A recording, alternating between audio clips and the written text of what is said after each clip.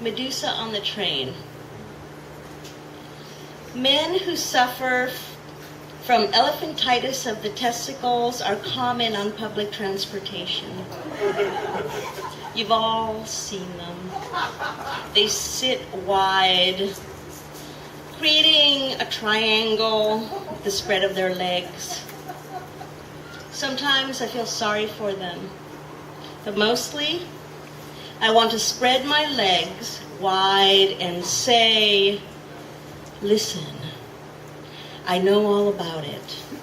I have elephantitis of the clitoris, and I need all the room I can get. Share the space. Sometimes I say this sort of thing, but today was different. I was reading a really good book. The protagonist of the story is in a bar surrounded by disingenuous fans. She's a writer trapped by fame and ready to be set free.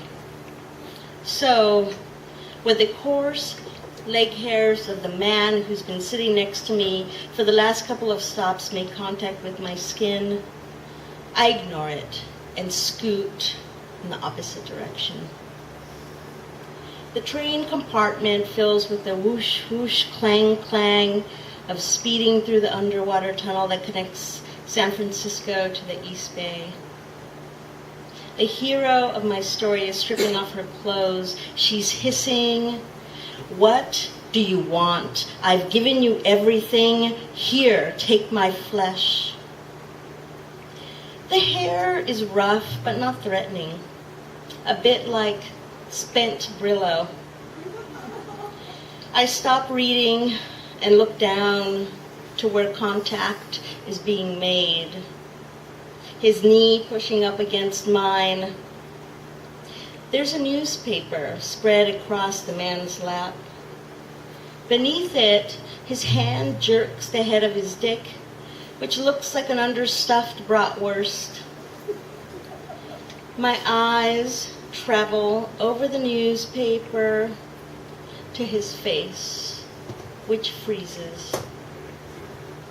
I lean my face into his, so close that I can smell fear.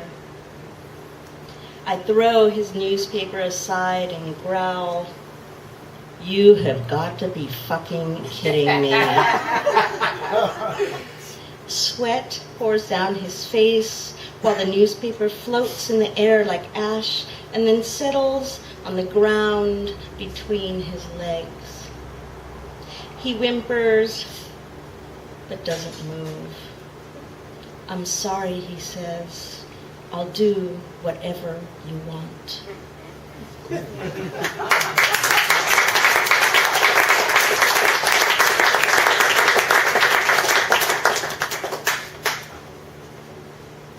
Convocation. I always knew that I would burn. I knew it at 12, standing in the Jehovah Hall, wearing a Pepto-Bismol pink crinoline dress, my fat knobby knees rubbing that rough fabric, the itch of that crinoline dress and a forced smile, the force upon me like damp fur. I could smell it. The danger of it, God and the stink of anti-sinner. I was wearing a mask, a forced slash of a smile carved onto my face, a thick silk sash wrapped around the waist. It was falling and unfurling. The banner of Jehovah hanging above everyone's head, and a boy stood next to me. Shiny, his hair greased, slick, black as a seal, his eyes black diamonds, and his mouth red as flesh blood. The banner expanded towards the crowd, pregnant with air, announcing doers of God's word, and then deflated, as if meeting the crowd was a disappointment. The letters pulled into themselves, skinny and severe. Around us, a congregation of black flies buzzed in the heat.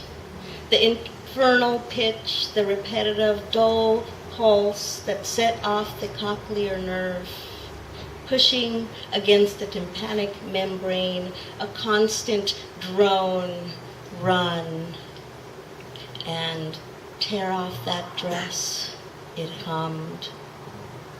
And that growing itch grew, as did the urge to scratch. The boy leaned into my ear.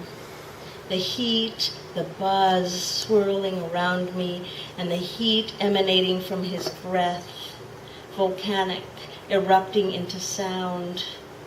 "Let's go to the pool," he said. And before I could answer, he had fished the answer out of my eyes. "It's okay, we can swim naked," he said. And he swallowed my hand in his, sweaty and sticky, like I imagine the flies' legs might feel when they rubbed them together, recalling their last meal, considering the future of the eggs they've laid.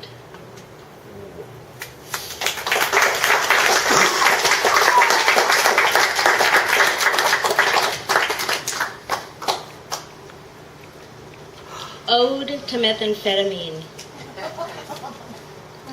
Sweet caterpillar of my affliction, come back, you've gone so far away. Can't beat the predilection.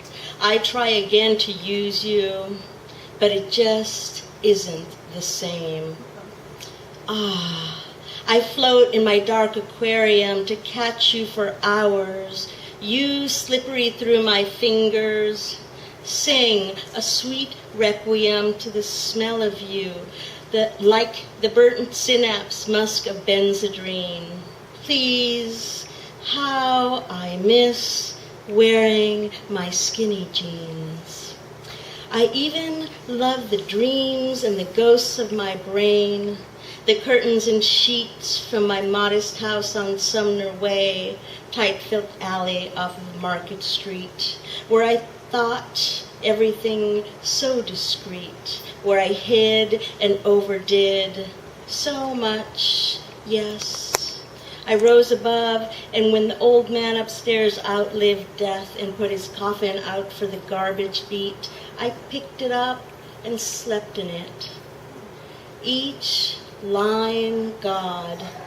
I resorted to getting nude, shivered in the cold, turned a pretty blue perfection, curled up like a snail, diaphanous little brittle shell, carried home on my back. Spent time at the club, my body shimmering under the disco ball, 100 pieces of cut glass, how beautiful I was. A red-haired girl bespeckled with electricity. Oh, I missed the hotel huffing and the continuous snorting and sensuous cavorting, the kiss of my blissful libido, sweet speed affectionado and tweaker. How bleak the world lulls without you. Delusions, the only grandeur the world offers, and bring the memory of this use a razor-sharp prayer. How judiciously the mind misses the soft blur of you, blast of white euphoria, like to feel the blight of being. A steady gaze, not too much of anything to bother, the sparks of my mind's burning stars.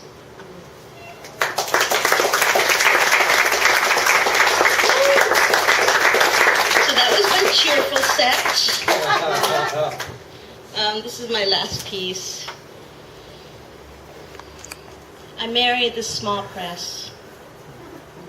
It happened like the things that happen when you drink too much. We're a bad couple. We break up every other week. I'm embarrassed by the small press. Just the other day, we're at a poetry reading and it starts to drink watered down wine. The small press gets piss-ass drunk and complains loudly that the writers suck. I ignore it as long as I can, but when it starts talking shit about itself, the small press is lame. It's a pile of crap. I'm forced to pull it aside. Listen, you idiot. You are the small press. It stares at me, and I watch as recognition slowly creeps across its wasted face, and then it starts to cry. I want to walk away, but it's wrapped its junky arms around me and is clinging on. Do you still love me? It whines. And I can't help thinking about the good times.